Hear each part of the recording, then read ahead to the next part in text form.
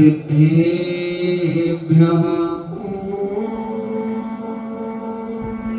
नमः सिद्धेभ्यः। ॐ नमः सिद्धेभ्यः। नमो अरिहन्ताणम्। नमो अरिहन्ताणम्। नमो सिद्धाणम्। नमो सिद्धाणम्। नमो आयर्याणम्। नमो आयर्याणम्। नमो उवज्झायाणम्। नमो उवज्झायाणम्। नमो लोवे सव्यसाहूणम्। नमो लोये सव्यसाहूणम्। पंच परमेष्ठी भगवान की जय। अहिंसामयी वीतराग विश्व धर्म की जय। देवादिदेव 1008 श्री आदिनाथ भगवान की जय। देवादिदेव 1008 चिंतामणि घोर उपसर्ग विजेता श्री पार्श्वनाथ भगवान की जय। देवादिदेव 1008 शासन नायक बाल ब्रह्मचारी भगवान महावीर स्वामी की जय। परम पूजनीय आचार्य श्रोमणि गुरुवर श्री कुंद कुंद महामुनिराज की जय। परम पूजनीय आचार्य श्रोमणि गुरुवर श्री विद्यासागर जी महामुनिराज की जय। परम पूजनीय निर्यापक श्रमण मुनि श्री सुधार सागर जी महाराज की जय। परम पूजनीय 3,9 करोड़ महामुनिराजों की जय। तपोदय अतिशय क्षेत्र की जय। चिल्लाकर से कबीर सागर जी महाराज की जय। मुनि संघ की जय। मूल गुणों की 12 तप 10 धर्म 10 धर्म की चर्चा चल रही है विगत दिनों से कि आचार्य परमेष्ठी अपने उन 10 धर्मों को किस प्रकार से अपनी दैनिक चर्या में प्रति क्षण उनका पालन करते हैं। अपन ने विगत दिनों से एक एक धर्म के बारे में विस्तार से समझने का प्रयास किया। कल ब्रह्मचर्य व्रत के बारे में चर्चा चली कि पूज्य मुनिराज आचार्य परमेष्ठी उपाध्याय परमेष्ठी साधु परमेष्ठी किस तरीके से अपने उस ब्रह्मचर्य का निर्दोष पालन करते हैं और इसके पालन करने से उनके जीवन का एक अलौकिक तेज,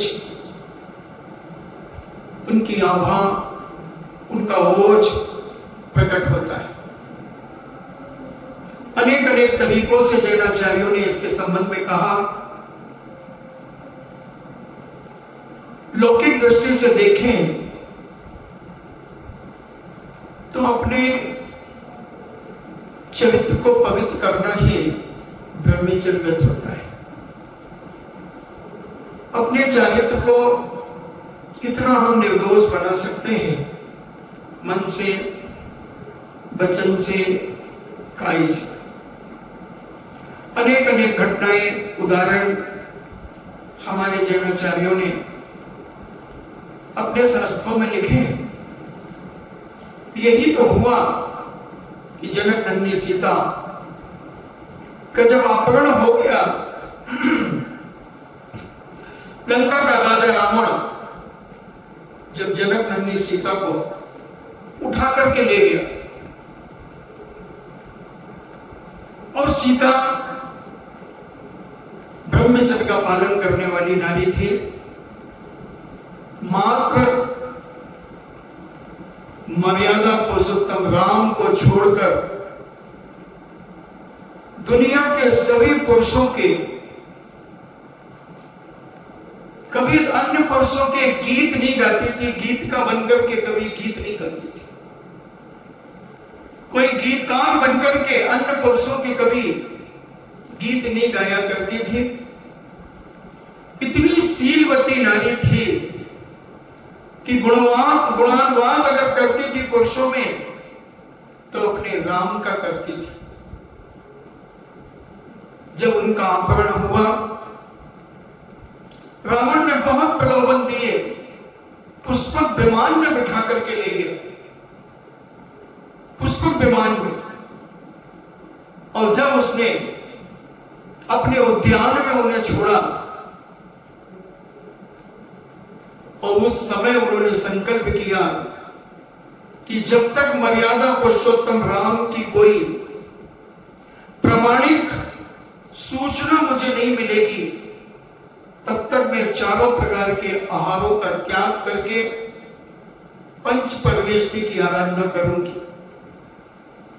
एक दूसरे देश में, दूसरे राज्य में रहकर के भी इतनी दृढ़ता राम के पास क्या था? एक भूमि गोचरी राम थे, एक छोटी सी अयोध्या के मालिक थे, मगर रावण सोने की लंका का मालिक था। जहां सोना, हीरे, मोती, जवाहरात, माणिक, पन्ना, मूंगा, स्फटिक बिछा हुआ था, कहीं से कोई कमी नहीं थी। अनेक अनेक विद्याओं का मालिक, 18,000 वाणियों का मालिक, अनेक अनेक बड़े बड़े विद्याधर राजाओं का स्वामी रावण के पास, राम के पास तो अभी कोई राज्य नहीं था। फिर भी एक शीलवती नारी ने एक अपने चरित्र के बल पर रावण को हिला दिया, रावण को झुका दिया कि हे दशानन, मैं तेरे गीत नहीं गाऊंगी, तो कितना भी वैभव दिखा दे, मैं कोई ऐसी गीतकार और गीतकार बनकर के तेरे चरणों में नतमस्तक नहीं होंगी, क्योंकि मैंने अपने जीवन में साध्वियों के बीच रहकर अपने शील की महिमा को समझा है, अपने चरित्र की महिमा को समझा है। और जनक नंदी 11 दिन तक निर्जल, जिसने एक बूंद पानी की भी ग्रहण नहीं की। और यहां राम भी जनक नंदी सीता के संबंध में अनेक अनेक विचार कर रहे हैं। जब हनुमान जी गए वहां पर और मर्यादा पुरुषोत्तम राम की अंगूठी जब उन्होंने छुप करके उनकी गोदी में गिराई, सीता शीलवती थी, एकदम डरी नहीं। उस अंगूठी को देखकर प्रसन्नता हुई और उसकी प्रसन्नता को देखकर वहां पर रहने वाली दासियों ने यह अनुभव किया कि ये शायद दशानन से प्रभावित हो गई। दशानन की 18,000 वाणियां आ गई और कहा, हे सीते, तुम अपना पति रावण को स्वीकार करो। आज तुम्हारे चेहरे पर प्रसन्नता देखी है तो ऐसा लगता है कि तुमने ये सारा सत्य रावण का देखा और तुम रावण के सत्य को देखकर आज तुम मंद मंद मुस्कान से, प्रसन्नता से भर गई हो। और दशानन रावण अभी आने वाले हैं, अब उनको तुम अपना पति स्वीकार करो। सीता कहती है, अरे नीच, तुझे शर्म नहीं आती? एक शीलवती रानी को एक स्त्री होकर के पर पुरुष से संबंध कराने के लिए तो बात ही करती है। क्या फटकारा सीता ने, 11 दिन के उपवास के बाद तुम्हारा गला न खुले, आवाज न निकले। और तो एक ही उपवास में महाराज जी ऐसे हो जाते हैं कि जब तक वो काली और न डकारे, जब तक और चीज हलवा न खाएं, तब तक हमारी दशा ऐसी हो जाती है, क्योंकि हमारा मन चंचल है और सीता का मन चंचल नहीं था।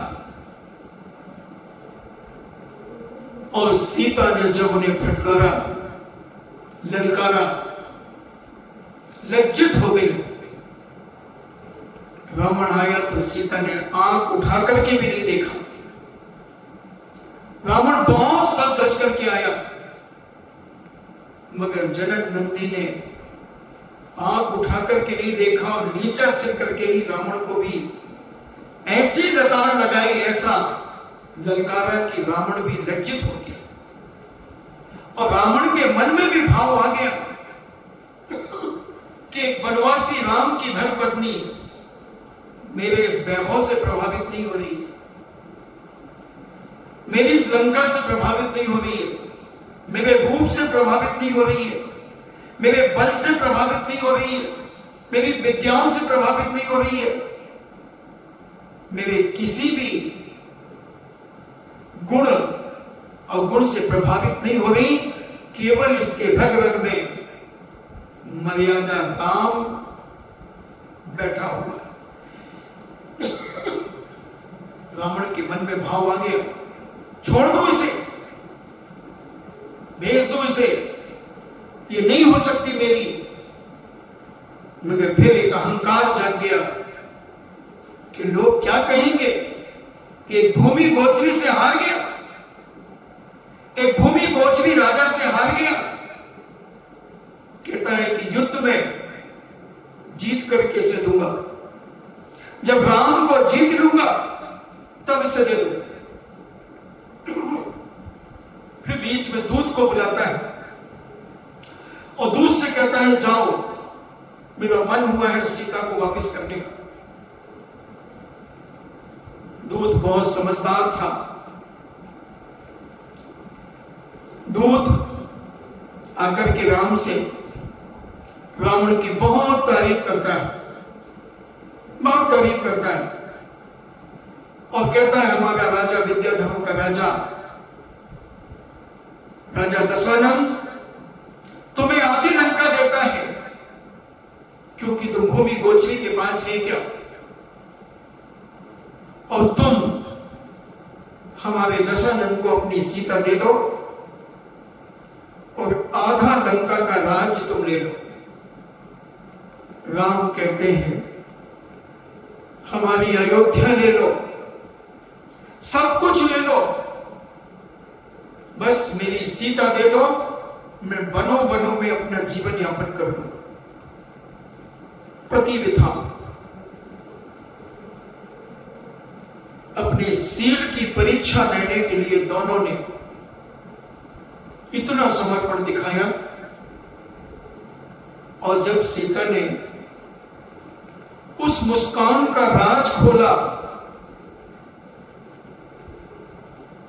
कि मैं इसलिए प्रसन्न हुई हूं आज, क्योंकि मेरा जो संकल्प था कि जब तक मर्यादा पुरुषोत्तम राम का कोई संदेश प्रमाणिक मुझे नहीं मिल जाएगा, तब तक मैं अन्न जल ग्रहण नहीं करूंगी।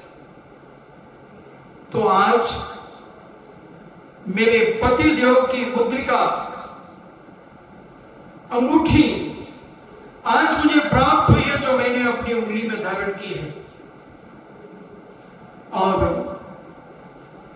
पवनजय का पुत्र हनुमान यह संदेश लेकर के आया,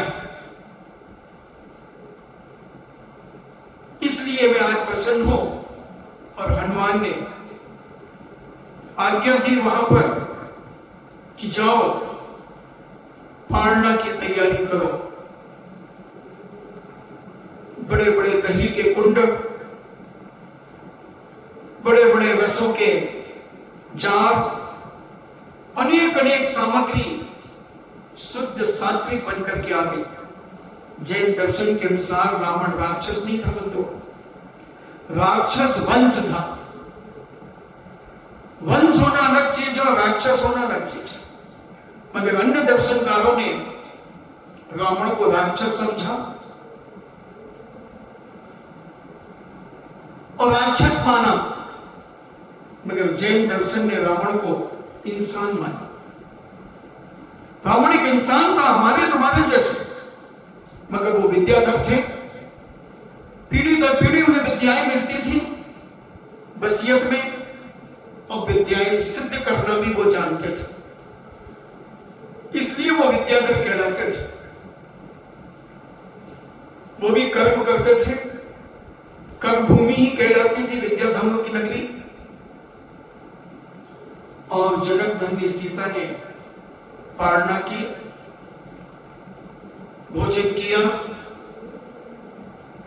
स्नान आदि करके, पूजन आदि करके भोजन किया।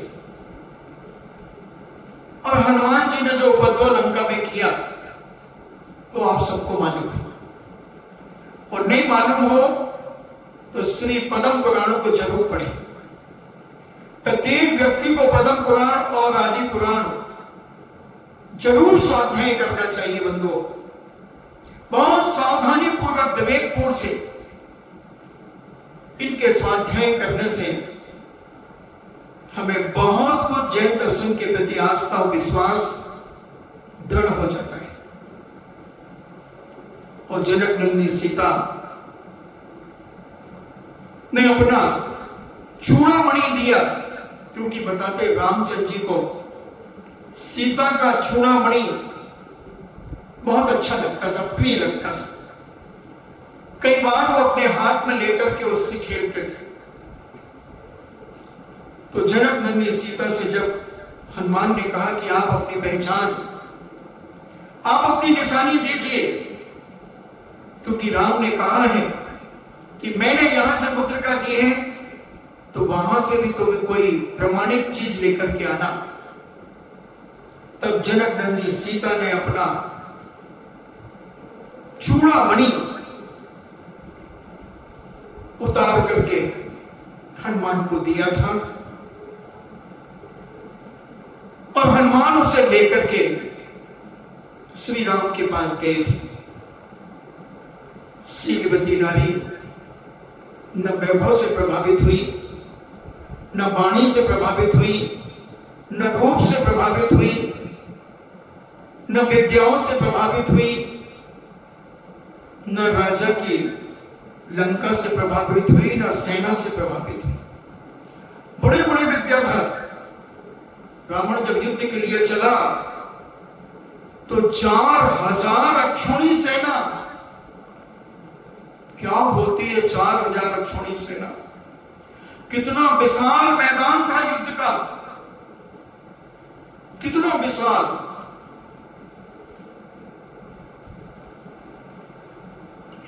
बीस योजन चौड़ा, और अगर लघु योजन अपन ले 12 किलोमीटर का, तो 240 किलोमीटर चौड़ा। ये पंडाल कितना चौड़ा है? 80 फुट, 80-90 फुट हो, फुट है ये, वो किलोमीटर। यहां से जयपुर की जितनी लंबाई है उससे बन के और ज्यादा। इतना चौड़ा युद्ध का पंडाल था, लंबाई की तो सीमा ही नहीं थी। ऐसे युद्ध में रावण अपनी 4000 अक्षौणी सेना लेकर के जा रहा है एक नारी के पीछे। देखना उसका असंयम, देखना उसका अब्रह्म। एक नारी के पीछे लाखों हाथी, घोड़े, सैनिक, विद्याधर, महंत, सामंत, किन किन का विनाश करेगा। मर्यादा पुरुषोत्तम राम के पास भामंडल की सेना, भामंडल, सुग्रीव, हनुमान, विवादक,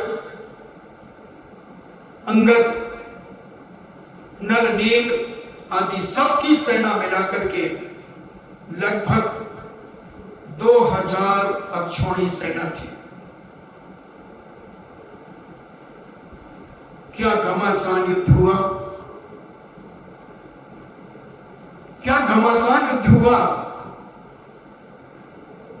सब आपको मालूम है। सीता कुछ क्षण के लिए घबरा गई। जब बहुरूपी विद्या लेकर 1000 हाथियों का रथ रावण जब बना करके ले गया, मगर उसी समय अपशकुन होना चालू हो। अनेक अनेक अपशकुन हुए। दाहिने हाथ की तरफ कौवा बोल रहा था, अनेक अनेक प्रकार के अपशकुन होने के बाद भी रावण युद्ध के लिए निकला। जनक नंदी सीता मन ही मन चिंतित हो रही हैं, मगर अपने पंच परमेष्टि पर विश्वास है कि सत्य की विजय होगी। विजय हुई। वो प्रसंग अपने बीच में आपको बताए। 6 साल तक विभीषण के यहां पर रहे। युद्ध आदि करने के बाद, दाह संस्कार करने के बाद, जब अयोध्या में जनक नंदी सीता को लेकर के आए, कुछ समय के बाद जब राग रंग में राम लीन हो रहे थे, उसी समय सारी जनता एक अपवाद लेकर के इनके सामने प्रस्तुत होती है। बड़े बड़े श्रेष्ठी जन अयोध्या के श्रावक गण, श्राविकाएं गण आकर के उस उद्यान में जहां राम अपनी लीला करने के लिए आए थे, लीला कर रहे थे कई दिनों से, अचानक पहरेदारों ने कहा कि महाराज आपके दर्शन करने के लिए जनता पधारी। और जनता ने निवेदन किया जो कल मैंने बताया था। राम ने जनक नंदी सीता को छोड़ दिया, जंगल में छोड़ दिया। वज्रजंग ने जनक नंदी सीता को अपनी बड़ी बहन मानकर अपने पुंडरीकपुर नगर में उन्हें ले गए। सब लालन पालन हुआ, बच्चों का जन्म हुआ और सिद्ध सागर नाम के क्षुल्लक ने लव कुश के लिए शस्त्र विद्या और शास्त्र विद्या सिखाई। अब सोच लो क्षुल्लक क्या क्या कर सकते हैं। शस्त्र विद्या, तलवार चलाना, तीर चलाना, भाले चलाना, सब चीजें दुनिया की जितनी भी अस्त्र शस्त्र हैं वो सब सिखाए, पारंगत किया। और लव कुश उस विद्या में इतने पारंगत हुए, यहां तक कि एक बार राम लक्ष्मण को भी पसीना छोड़ दिया युद्ध के अंदर। ये नारद की करामात थी। नारद ने पिता पुत्र को लड़वा दिया और उनका बल देख करके उन्हें मन में एक भय पैदा हो गया कि कहीं बलभद्र और नारायण ये दोनों तो नहीं है। लोगों में शंका उत्पन्न हो गई कि हम तो राम और लक्ष्मण को बलभद्र और नारायण मान रहे थे, मगर ये ऐसे सूरवीर हैं, इतने शक्तिशाली, इतनी छोटी छोटी उम्र में कब तीर उठाते हैं, कब बाण छोड़ते हैं, पता ही नहीं चलता, केवल लाशों के ढेर दिखते हैं। बड़े बड़े राजा, हजारों राजा लव कुश के चरणों में नतमस्तक। और अभी कहो तो दूध के दांत नहीं टूटे जिनके। रामचंद्र जी को भी पसीना आ गया, लक्ष्मण को भी पसीना आ गया। लक्ष्मण ने उस युद्ध में अपना अंतिम शस्त्र जो रावण से प्राप्त किया था, रावण को उससे मारा था चक्र से, वो उठा लिया। उठा क्या लिया? चला ही दिया लोग उसके ऊपर। मगर पहले मदनांग के ऊपर चलाया, उनकी 3 प्रदक्षिणा देकर के वो वापस आ गए। लव के ऊपर चढ़ाया लवांग, उनकी भी 3 प्रदक्षिणा देकर के वापस आ गया। इधर मां ने समझा दिया था लवकुश को, बेटा ध्यान रखना, राम लक्ष्मण और भामंडल को कुछ होना नहीं चाहिए। भामंडल तो तेरा मामा है, लक्ष्मण तेरा चाचा है और राम तेरे पिता है, इनका कुछ नहीं होना चाहिए। वो युद्ध हुआ, अंत में मिलन हुआ और जनक नंदी सीता वापिस आई। मगर लांछन लगा तब छोड़ी गई। अपमान जब हुआ तो छोड़ी गई।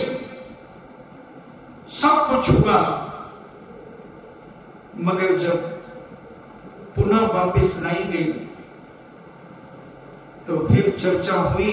तो सीता ने कहा कि मैं अपने शील की परीक्षा दे सकती हूं। राम ने कहा कि हाँ, जब तक मैं तुम्हारी परीक्षा नहीं लूंगा, जब तक तुम्हें स्वीकार नहीं करूंगा। बोलो कैसी परीक्षा चाहते हो? तुम कैसी देना चाहती हो? उन्होंने कहा मुझे हलाहल विष दे दिया जाए, मुझे आसी विष दे दिया जाए, मुझे अग्नि में प्रवेश करने की आज्ञा दे दी जाए। 5 प्रतिज्ञाएं की। अपने शील के परीक्षा करने के लिए, सारी दुनिया को परीक्षा देने के लिए, सारे लोगों का मुंह बंद करने के लिए। कर नहीं तो डर नहीं। अपने जीवन में कुछ सिद्धांत बनाओ। कर नहीं तो डर नहीं। सारी दुनिया एक तरफ हो जाए। सच्चा नहीं डरता जमाने से। जनक नंदिनी सीता यही विचार कर रही है कि जब मैंने स्वप्न में भी कभी अपने ब्रह्मचर्य में, अपने शील में, अपने चरित्र में दोष नहीं लगाया, तो मुझे डरने की क्या जरूरत है? जहर भी अमल बनेगा। अग्नि परीक्षा राम ने स्वीकार की। 300 हाथ लंबा चौड़ा और 2 पुरुष ऊंचाई का गहरा गड्ढा। 2 पुरुष, उस समय 20 धनुष का एक पुरुष होता था। मुनि सुभद्रनाथ भगवान के समय पर 20 धनुष का पुरुष, 2 पुरुष, क्योंकि हर तीर्थंकर की ऊंचाई अवसर्पणी काल में यहां पर कम होती चली जाती है।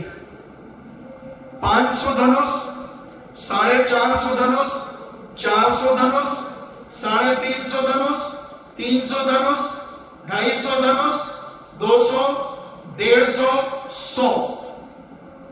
फिर उसके बाद 90, 80, 70, 60, 50। फिर 5-5 कम होती 45, 40, 35, 30, 25, फिर 20, फिर 15, फिर 10, फिर 9 हाथ, फिर 7 हाथ। ऐसे 24 तीर्थंकरों की हाइट होती है। एक धनुष 6 अंगुल का एक पाद, 12 अंगुल की एक बिलसती और 2 बिलसती का एक हाथ, 4 हाथ का एक धनुष होता है। तो 20 धनुष के उस समय आदमी हुआ करते थे। तो 2 पुरुष गहरा, यानी 40 हाथ, 40 हाथ नहीं, 20 यानी 2 धनुष, 20 धनुष और 4 हाथ का एक धनुष होता था, तो 80 धनुष हो गए। 80 जोड़े 120, 120 फुट गहरा और 450 फुट चौड़ा, इतना बड़ा एक गड्ढा खोदा गया, इससे भी बड़ा। और उसमें बड़े बड़े चंदन आदि की लकड़ियां, बड़े बड़े विशाल चंदन के वृक्ष उसमें जलाए गए। ब्रह्मचर्य की परीक्षा हो रही है जनक नंदी सीता की। पूरा विशाल और बड़े बड़े मचान बनाए गए, वहां से देखेंगे राजा महाराजा और आग जल रही है। ये तो 300 फुट होगा सही, 150 फुट और लंबा ले लो, बिल्कुल बाउंड्री छू लो और इधर भी बढ़ा दो 20-20, 25-25 फुट इस तरह बढ़ा दो।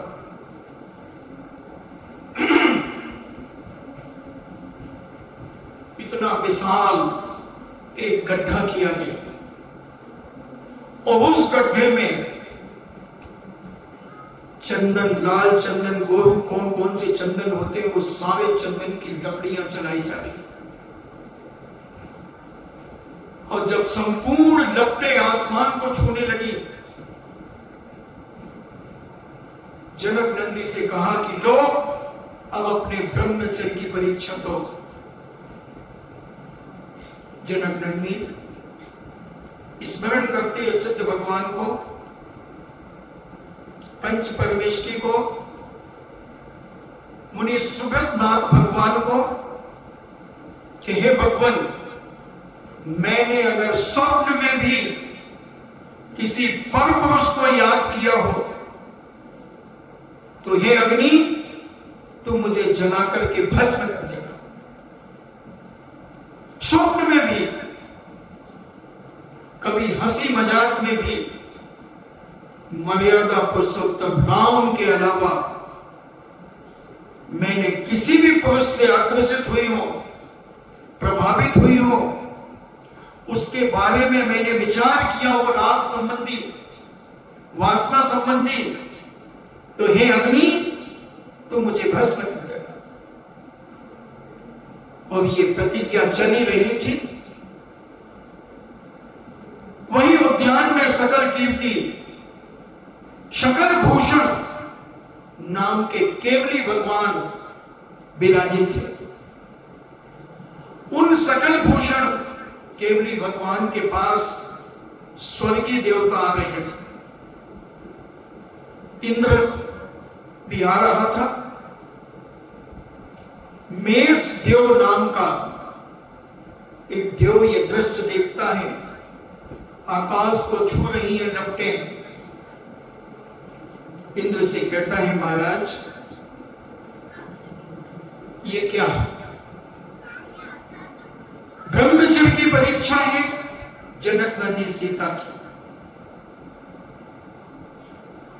तो इंद्र कहता है कि मैं तो शकल भूषण महाराज के समोशरण में जा रहा हूं, मतलब उनके दर्शन करने, उनकी वंदना करने जा रहा हूं, तुम अपने हिसाब से देख लो। आओ भाई देव विचार करता है कि इनको इतनी अकल नहीं।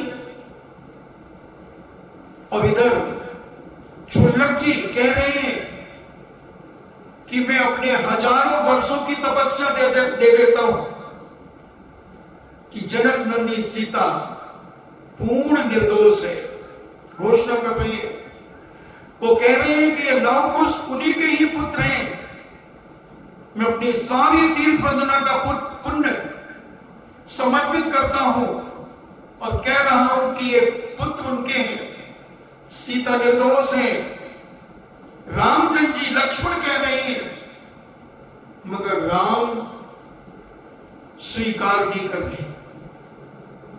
क्योंकि जनता का अपवाद, जनता के मुंह में भगवानी में तो पारा लगाया जा सकता, ढक्कन लगाया जा सकता, मगर जनता के मुंह में कभी ढक्कन नहीं लगाया जा सकता, कभी नहीं लगता। तुम कितने अच्छे काम करो, वो कोई ना कोई उंगली तुम्हारे ऊपर उठाएगी, क्योंकि जिसका उल्लू तुमसे सीधा नहीं होगा वो तुम्हारी बुराइयां जरूर करेगा। राम का वंश परंपरा से निर्दोष राज्य चल रहा था। राम भी जानते थे कि जनक नंदी सीता निर्दोष है, पूर्ण अखंड ब्रह्मचर्य का पालन करने वाली है, मगर जनता को कौन समझाए। बड़े बड़े मचानों पर जनता खड़ी है और जनक नंदी जैसे ही उस कुंड में प्रवेश करती हुआ देवता उसको जलमग्न कर देता है।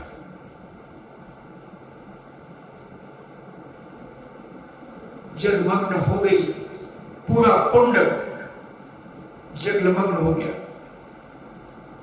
उसमें से पानी और निकलने लगा, और निकलने लगा, लोगों के घुटने डूब गए, और निकला, छाती तक पानी आ गया, गर्दन तक पानी आ गया, मचानों पर चढ़ने लगे, मचान डूबने लगे, क्योंकि वो देवों के द्वारा जल था, ऐसे जल्दी रुकने वाला नहीं। चारों तरफ से पानी ही पानी हो गया, पानी ही पानी हो गया, और जनक नंदी सीता सहस्र दल कमल के ऊपर विराजित होकर के उस पानी में तैर रही। जय जयकार के नारे हो रहे हैं, ब्रह्मचर्य की महिमा, देवों के आसन कंपायमान हो जाते हैं। जब ब्रह्मचर्य मन से, वचन से और काय से स्वीकार किया जाता है। जनक नंदी सीता मस्तक झुका करके बैठी। जब वह जल राम के नखों का स्पर्श करता है, तब वह जल शांत होना शुरू होता है। जनक नंदी सीता को राम आलिंगन करना चाहते हैं। सीता कहती है बस हो गया, मैंने दे दी अपनी परीक्षा, अग्नि की भी अग्नि परीक्षा, मैंने दे दी अपनी परीक्षा, और आप सबने देख लिया कि मैं निर्दोष हूं। चलो अयोध्या। सीता कहती है अब ये अयोध्या नहीं जाएगी, और उसी समय केसों को लॉन्च करके राम के हाथों में दे दी। ऐसे नीले नीले घुंघराले बाल, बड़े काले नीले सुंदर बाल उखाड़ करके राम के हाथों में दे दी। राम आश्चर्यचकित हो गए, और वहीं पृथ्वीमती आरिका के चरणों में दीक्षा ग्रहण कर ली। वैष्णव दर्शन और जैन दर्शन में थोड़ा सा अंतर है। वो कहते हैं कि उसी समय पृथ्वी फटी, क्योंकि सीता कहती है कब तक परीक्षा देती रहो, हे मां अब तू मुझे अपने में समाहित कर ले। और कहते हैं वैष्णव दर्शन में कि पृथ्वी फटी और सीता वहीं प्रवेश की, तो राम ने उनके बाल पकड़ लिए, तो बाल उनके हाथ में आ गए। एक मध्य प्रदेश में शायद कोई दिन सीता की लटे ऐसा कुछ करके त्योहार मनाया जाता है, हरचट के आसपास ऐसा कुछ होता है, मुझे पूरा तो स्मरण नहीं आ रहा है। बहुत छोटा था जब सुना था, तो वो लटे कि उन्होंने केसरुंच करके श्री राम के हाथों में दिए थे जैन दर्शन से, और यहां जो पृथ्वी में समाहित हो रही थी तो उनके बाल पकड़ करके उन्होंने पृथ्वी मती आरिका के चरणों में समर्पण कर दिया, समाहित हो गई, अपने जीवन को समाहित कर दिया। ऐसी शीलवती नारी ने अपने जीवन में निर्दोष जीवन जिया, ब्रह्मचर्य का पालन करते हुए एक आदर्श प्रस्तुत किया। मगर ये विचार करें कि लांछन लगा क्यों? सीता जब निर्दोष थी तो फिर सीता जी के ऊपर ये लांछन, ये अपवाद आया क्यों? अब ये अपन को समझना क्यों आया। सीता जी जब वेदवती के नाम की पर्याय में थे, सीता बनने के पहले वेदवती नाम की एक कन्या, एक स्त्री कहो, और जिस नगर में वेदवती रहती थी वहां पर एक सुदर्शन मुनि उस नगर में पधारे। समाज ने उनकी आगवानी की और एक उद्यान में उन्हें विराजित किया और समाज अपने अपने घर चली गई। वहीं सुदर्शनामती नाम की एक आरिका को पता चला तो वो भी वहां विहार करके वहां आई और सुदर्शन मुनि से बैठ करके रत्नत्रय आदि की चर्चा करने लगी, स्वास्थ्य संबंधी चर्चा करने लगी और सुदर्शन मुनि उन्हें धर्म का उपदेश देने लगे। गृहस्थ अवस्था के दोनों सगे भाई बहन थे। सगे भाई बहन एक मां की कूख से जन्म लिया था, सुदर्शन मुनि ने और सुदर्शनामती ने।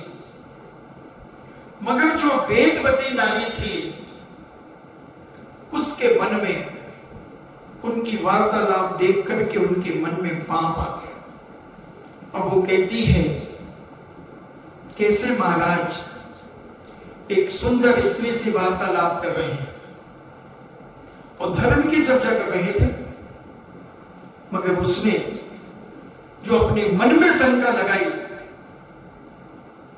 तो मुनिराज को जब ये पता चला, मुनिराज सच्चे थे, तो मुनिराज ने कहा कि जब तक ये अपवाद शांत नहीं होगा तब तक के लिए मैं चारों प्रकार के आहारों का त्याग करता हूं। आजकल के फर्जी बहुत कर देते हैं महाराज, वो तो फर्जी होते हैं, तो धमकी दे देते हैं समाज को कि मैं अन्नचर्या का त्याग करूं, तो कोई चमत्कार नहीं होगा, पंखा भी चलता होगा तो बंद हो जाए। तो देव के आसन का पायमान की बात को छोड़ो। सुदर्शन मुनि सच्चे मुनि थे, मन में पाप नहीं था, वचन में पाप नहीं था, काय में पाप नहीं था, बीतरागी मुद्रा को धारण करने वाले थे। जब उन्होंने यह संकल्प लिया, स्वर्गीय देव का आसन कंपायमान हो गया और उसने वेदवती को कहा कि तुम जाकर के उनके चरणों में नतमस्तक होकर के नमोस्तु करो और अपनी गलती एहसास करो कि हमने झूठा लांछन लगाया, हमने झूठा लांछन लगाया है। वेदवती ने पहले तो आनाकानी की, समाज में दो पक्ष बन गए, बहुत जल्दी बनते हैं ऐसी जगह पे दो पक्ष, एक विरोध में और एक सपोर्ट में। एक कहता नहीं गलत, बिल्कुल गलत, एक पक्ष, दूसरा पक्ष का नहीं ऐसा हो नहीं सकता, तुम सब गलत। ज्यादा हो जाए तो आ जाओ, आल ठोकने के लिए तैयार हो जाए, रिपोर्ट में थाना हो जाए, थाना में रिपोर्ट हो जाए, थाना में रिपोर्ट हो जाए, रिपोर्ट में थाना हो जाए, हाँ ताले टूट जाए, ग्रुप बन जाए, कसाई बन जाए। मगर उस देवता ने नतमस्तक करा दिया वेदवती को और वेदवती ने नमस्कार करके क्षमा याचना की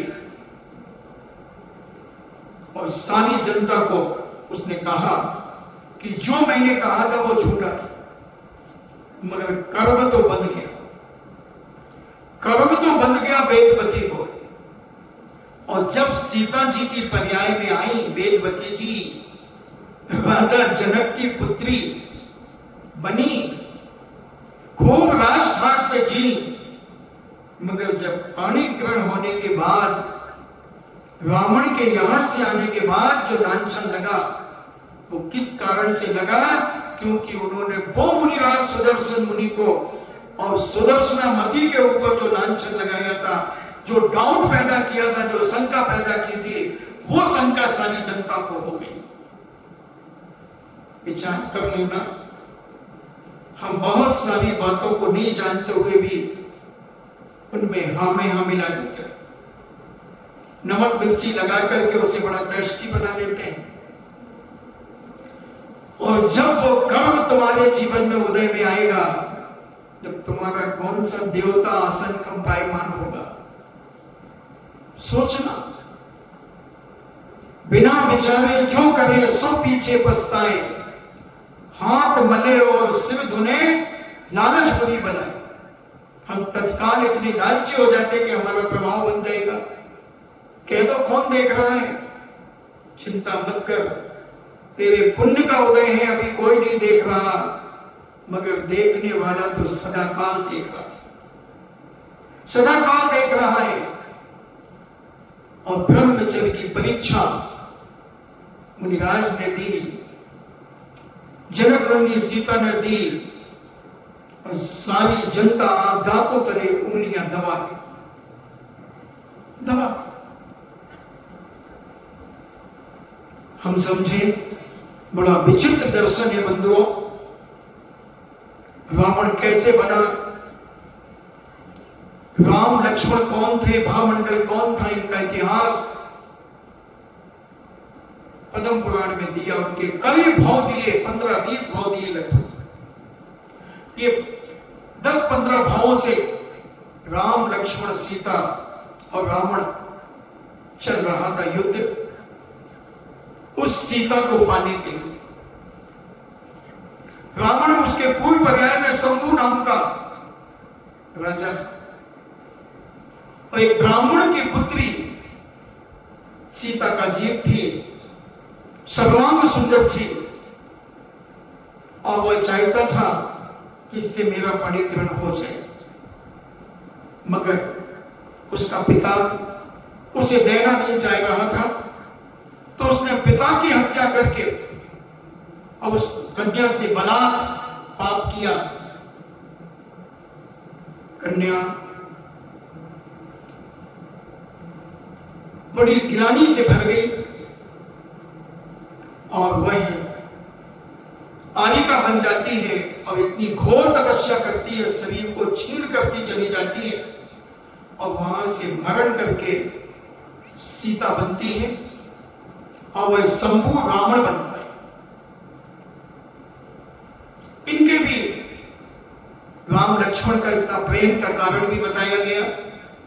कभी समय आपका हो रहा है, स्मरण जब आएगा, प्रसंग आएगा तो मैं बताऊंगा कि कैसा प्रेम, कितने भावों का प्रेम दोनों भाइयों में कैसे रहा, क्या स्थिति बनी। तो जहां संयम होता है, ब्रह्मचर्य होता है, वहां पर स्वर्गीय देवता भी नतमस्तक हो जाते हैं। हमने बहुत कहानियों के माध्यम से पहले भी तुम्हें ब्रह्मचर्य के बारे में बहुत सुनाया है, इसलिए इसको हम ज्यादा विस्तार देना नहीं चाहते। ब्रह्मचर्य के बारे में जितना कहा जाए उतना कम है। अगर इसको बच्चे, आज की युवा पीढ़ी अगर इसे समझ ले, 12-13 साल का बच्चा अगर इस ब्रह्मचर्य की महिमा को समझना शुरू कर दे तो ऐसा तेजस्वी होगा, ऐसा लावण्य से युक्त होगा और ऐसा शक्तिशाली होगा कि दुनिया की कोई ताकत उसे परास्त नहीं कर सकेगी। मगर इस ब्रह्मचर्य की गरिमा और महिमा को नहीं समझने के कारण आज के युवा और युवतियां अपनी शक्ति को छीन कर रहे हैं, अपनी शक्ति का विनाश कर रहे हैं। जो शक्ति 40 किलो भोजन करने में 2 किलो खून बनता है, उस 2 किलो खून से 1 तोला वीर बनता है। अब उस शक्ति को, उस शुक्र को एक क्षण में नष्ट कर देते हैं, एक क्षण में नष्ट कर देते हैं। इसका ज्ञान नहीं होने के कारण, इस शक्ति का भान नहीं होने के कारण आज का युवा, आज की युवतियां पतित होती चली जा रही हैं।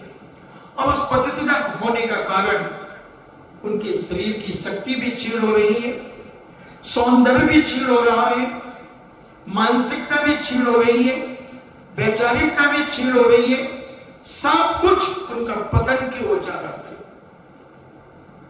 अगर ब्रह्मचर्य की महिमा को, शीलवती नारियों के चरित्र को 16 सदियां हमारे जैन दर्शन में कहीं, अगर इन 16 सदियों के चरित्र माताएं अपने बच्चों को, बच्चियों को समझाएं, वो पढ़ाएं, तो उनके अंदर वो जोश, वो वीरत्व जागृत हो सकता है।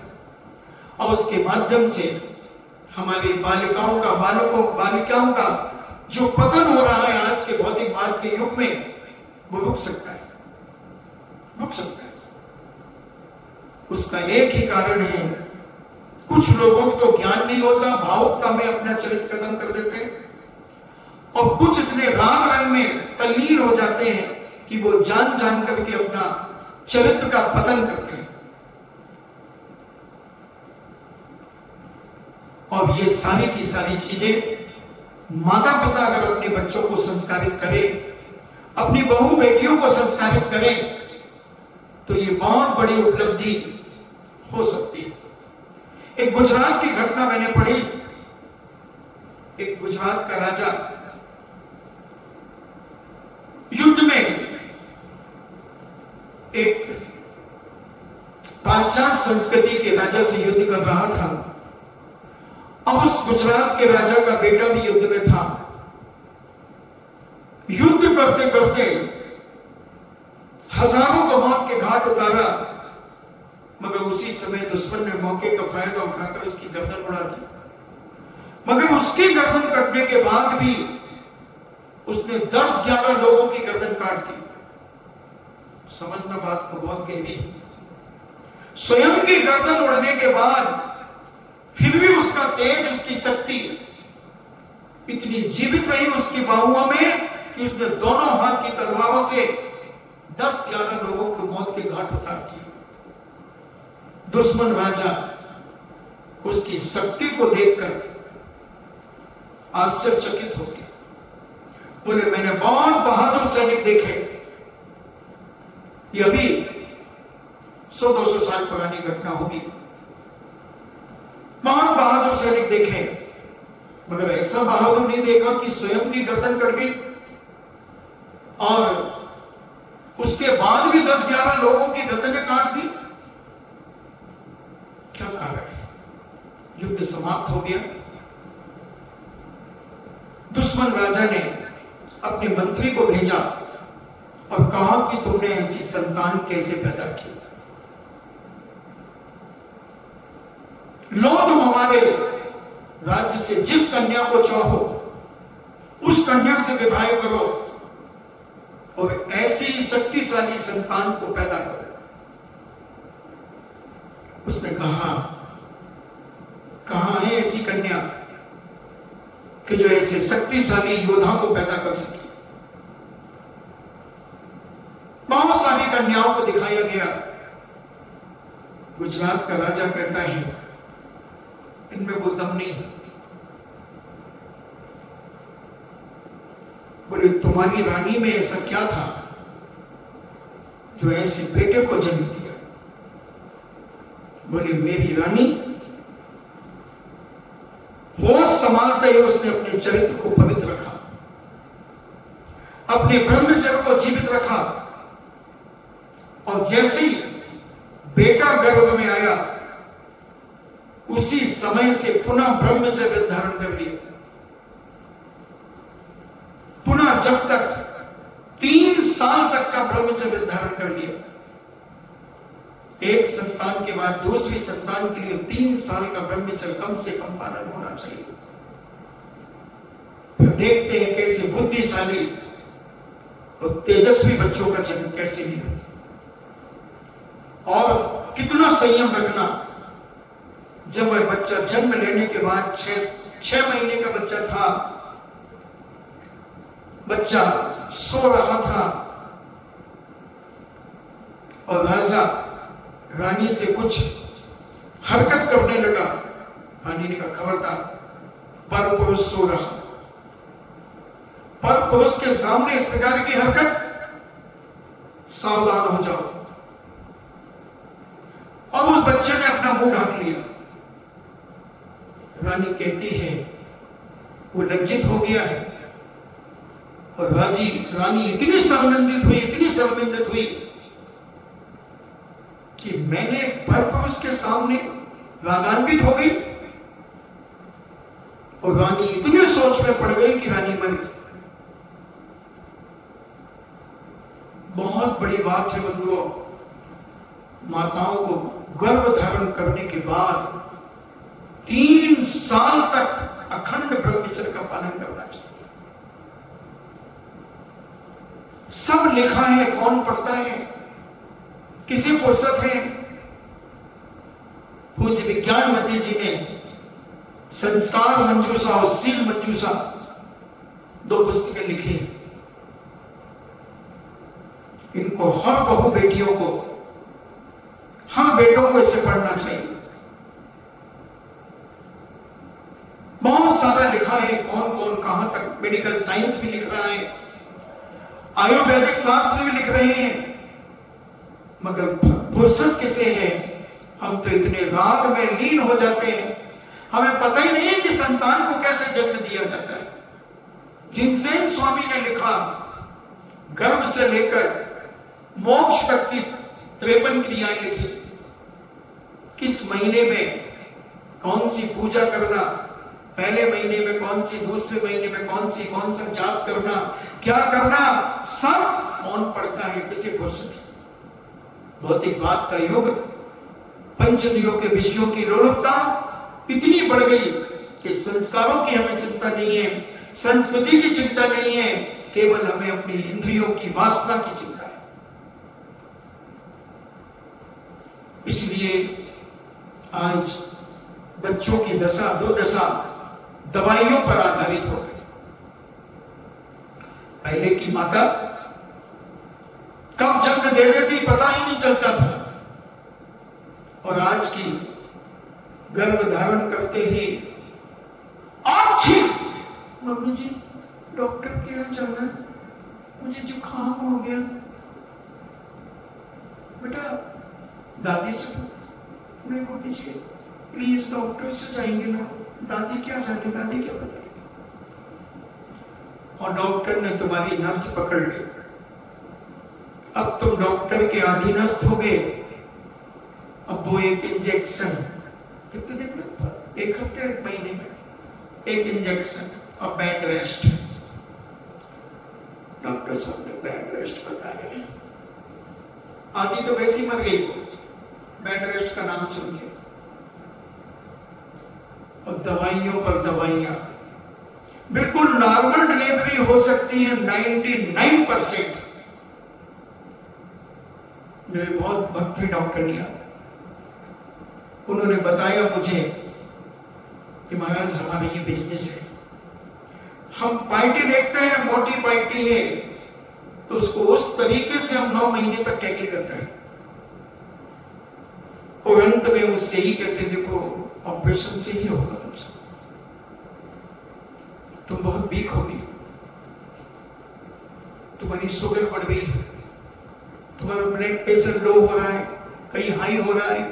वो दवाइयां देती हैं ऐसी, उनमें कला है, डॉक्टर बिजनेस है। तो मैंने कहा ऐसा क्यों करते हो? तो बोले महाराज जी नॉर्मल करेंगे, छोटे स्थानों में 10,000 लगते हैं, थोड़ा बड़ा शहर हुआ 15-20 हजार मिलेंगे, और हम ऑपरेशन करेंगे तो फिर सीधा 1 लाख रुपए लगते हैं। अब बोलो हम 80,000 क्यों मारे? तो हमने कहा तुम्हें उसकी जिंदगी से प्यार नहीं है, देखो महाराज जी, अब आप महाराज बन गए तो आप जाता वो नहीं कर, हम तो इसीलिए ही तो पढ़े लिखे हैं, इसी लाखों रुपए हमारे पिता ने खर्च किया।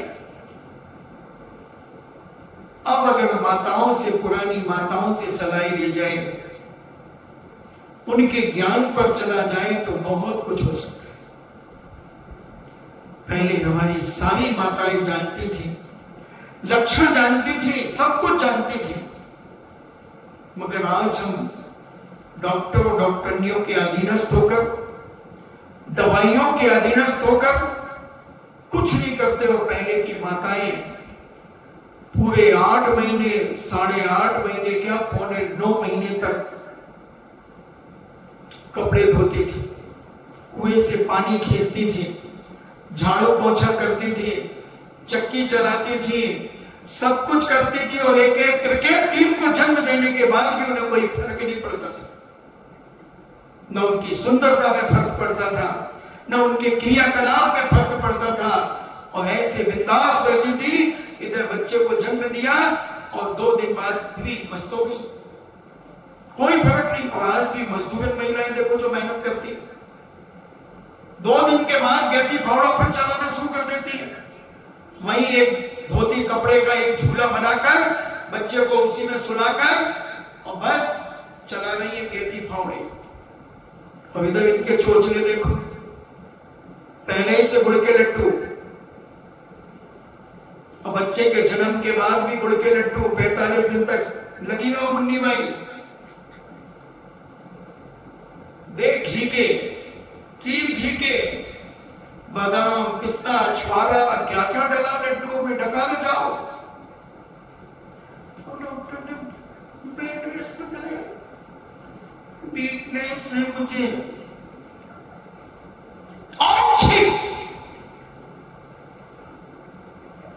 जुकाम हो गई, जुकाम हो गई तो अजवाइन की चाय पी ले। मना पियो, मना किया डॉक्टर ने। बुजुर्गों की बातें मानेगी तो तू समझ ले भाई। मम्मी उनको फोन कर दो ना, डॉक्टर क्यों जाना है। ये है जिंदगी, ये है विनाश का कारण, ये है विनाश का कारण।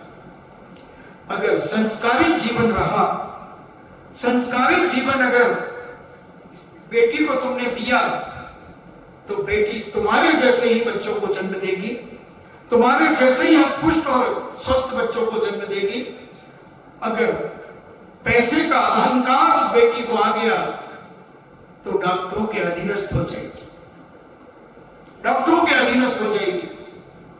और डॉक्टर ऐसा डराता धमकाता है, ऐसा डराता धमकाता है, एम टेम पर कई बार कहता रात को 12 बजे ऑपरेशन होगा सब। पहले तो कहेगा नहीं नॉर्मल कर देंगे, नॉर्मल कर देंगे। हमारे बर्दू सेठ ने सुनाई एक घटना मुझे अभी कुछ दिन पहले, जब यहां थे वो बर्दू सेठ ने घटना सुनाई कि उस डॉक्टर ने को हम पहले से कह रहे हैं कि हमारा नॉर्मल होना चाहिए, हाँ हाँ हाँ, और रात को 12-1 बजे कहती वो तो ऑपरेशन होगा। मगर बर्दू भी कोई कम चिपकू थोड़ी, बर्दू भी बहुत ऊंची किताब। रात को ही ले गया वो तो दूसरी हॉस्पिटल में, और उससे कहता है कि बहन जी अगर ऑपरेशन से वो भी करेंगे तो हम आपके यहां ले आएंगे, और वो नॉर्मल करेगा तो हम वहां नाक में कराएंगे। वो कहती है अरे 9 महीने ट्रीटमेंट हमसे लिया, सब कुछ हमसे किया, ऐसे कैसे हो सकता है, हम नहीं जाने देंगे मरीज को। बोली हम तो वहां दिखाने जा रहे हैं, अगर देख लेंगे आप चिंता मत करो, आपसे तो 9 महीने इलाज कराए, हम आपके पास ही ले आएंगे। अगर बर्दू सेठ है, कोई मामूली आदमी नहीं था, और बस रात को ही 2 बजे गाड़ी बुला करके और ले गया दूसरी डॉक्टरनी के पास।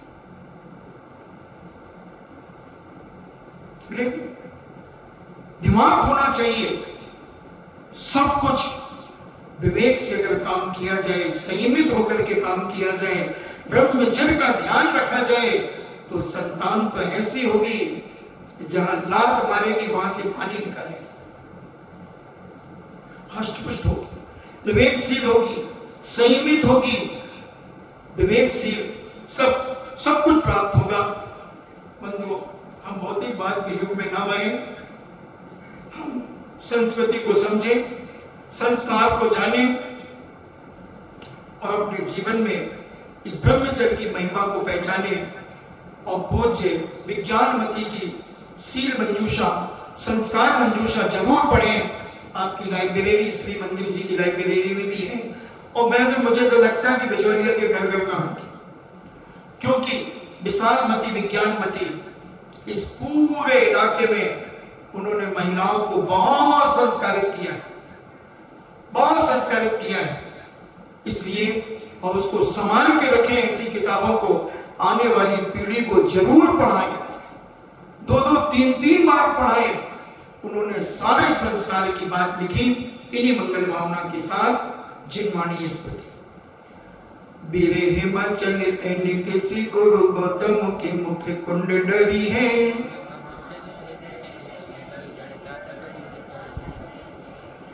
ज्ञान पयो निधि माही वाली बहु भंग तरंगन सोचरी है।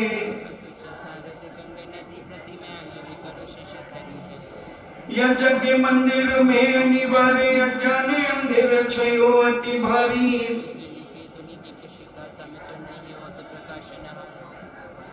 तो किस भांति पदार्थ पाति कहा नहीं तेरे ते अभिचारी।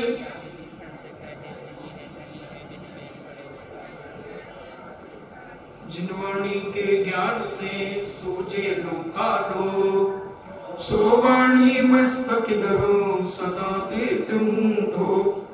हे जिनवाणी भारती तोहि जपो दिन रे, जो तेरो शरणा गहे सो पावे सुख चैन।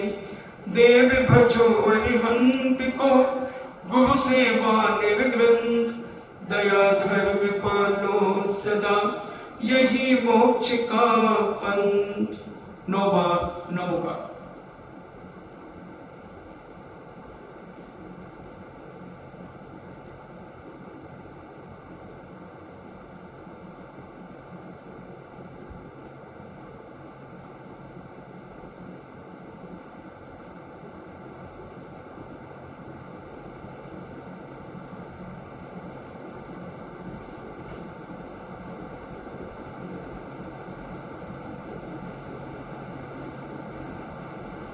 परम पूज्य द्वादशाम जिनवाणी माता की सुत देवता सुत देवता सुत देवता जैनम जेतु शासनम जैनम जेतु शासनम